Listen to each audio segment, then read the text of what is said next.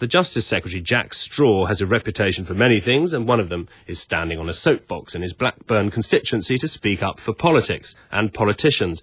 In a week that saw Westminster again dragged through the mire, would Mr Straw still be willing to face up to an unhappy public? The most important issue facing this town is to ensure that we beat the Clarets tomorrow. Good morning, Madam. But the purpose, as always with these meetings, is for me to take your questions on anything you want to ask me about.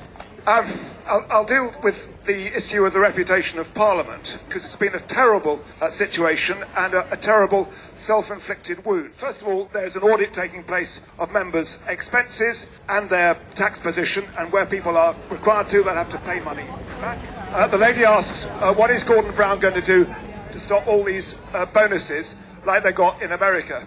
We can't unfortunately do much about what they're doing. What motivates you as an MP? Are you power mad, or do you want to serve the people? First of all, I don't think there's a single MP in the Labour Party or the Conservative Party or the Liberal Democrats who, above all, doesn't do it out of a sense of belief. About the issue of integration across race and faith grounds in this country. My solution is the abolition of faith schools and the abolition of the wearing of any form of religious symbol in schools and colleges. The reason we've got faith schools is for our history.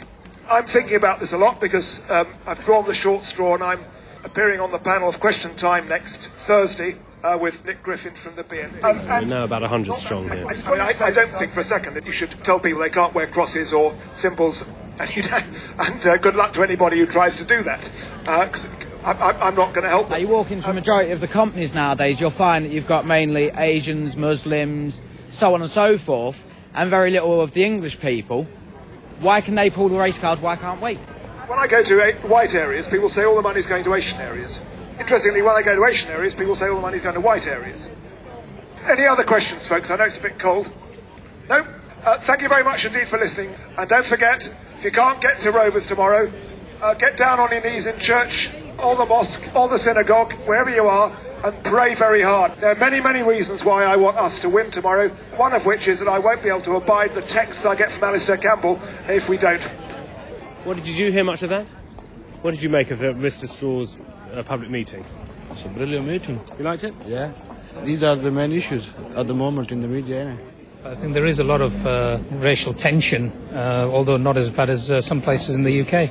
It's unusual to hear it expressed in public. I think that's what I've thought about it, because I noticed yourself, one of the British Asian faces in the crowd, and some white faces in the crowd.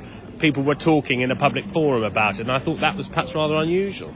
I think there was a lack of Asian people actually asking questions. Yes, they didn't ask questions. They didn't ask any questions because I think they get the usual answers and they feel a bit the topics are glossed over, no real, addressing of the real issues. So there's a feeling of frustration. What did you think of the public meeting there? I just think it's fantastic because you can stand so close and think there's an MP and you can ask him questions and be so approachable. How do you think that went? I enjoyed it. I thought it was good. It was more polite than sometimes happens. What you heard there was some very straightforward, intelligent questions, and I hope I responded by giving people straight answers. I heard many racial questions. Are you surprised by that agenda? I'm not surprised about the agenda. Look, this town 60 years ago was 100% white. Now it's only 70% white and it's 30% Asian. You're bound to have to talk about it. And what we've tried to do in this town is be upfront about this. Yes. Try and ensure better respect and better proper integration. This is a very big week for you, and you made a direct mention of it to the crowd. You're appearing on a platform with Nick Griffin of the BNP. If we look in the Cabinet, the Home Secretary, your colleague Alan Johnson, has said he thinks it's a mistake for them to be on the programme. It's as close to criticising you in public as he can come. How did it get to that, do you think, that you're so polarised in the Cabinet? Well, I've talked to Alan about this. He's had a long-standing position about not sharing a platform with the BNP, and I respect him for him. It's not a cabinet split. The decision that there should be a representative from the Labour Party on the programme was a collective one, and it's sort of accidental that I'm doing it. It would have been John Denham, who's the Communities Secretary. If it had been Thursday after next, it would have been John Denham, because he could make it, and I couldn't. This coming Thursday, John Denham can't make it, and I can. That's the history of it. We've had BNP problems in the past in this town, and don't have any councillors. The vast majority of people who support the BNP are not racist. They're people who are fed up about something and see it as a protest vote. Finally, when you put it all together, you've been on a soapbox. It's a really vivid thing for me to see. I don't recall seeing another MP do it. What will you take back to the Cabinet? How disconnected do you think Westminster is, including your colleagues, from the people around us in this shopping square? One man shouted at you, "I'm not voting for you," and he walked off. I mean, it's quite raw in a way. Yeah, funny enough, it was less raw than it has been. There is a real issue of disconnection and alienation in British politics. Different people have got different ways of handling that. As it happens, most of my Cabinet colleagues are also very good constituency members.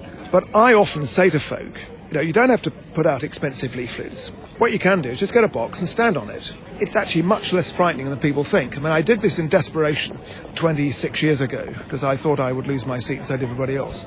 But it's the oldest form of communication in the world. It's called talking to people. What I've learned over the years is a number of things about how you handle these meetings. Crucially, you've got to treat people with respect and not try and take the mickey out of them. Give them an answer and then give them a chance to come back. And it leads to a debate. And the other thing I absolutely profoundly believe, it's nonsense for people to say you won't get people turning up to public meetings. You will if you ask them. Your numbers grew. On the record, you were 30 when you started and 100 when you finished. Oh, well, you were counting, I wasn't. But it's interesting, isn't it? And the other thing is, if you want to do this, I've always said to people, you've got to have a crowd to get a crowd. If I just stood up by myself, no one would stop. But if you have a few people, then you get a knot. And look, just unrehearsed, I sense two of your constituents here. We met before, haven't we? Yes, Karen Daniels. This is my husband, David Daniels. Yeah.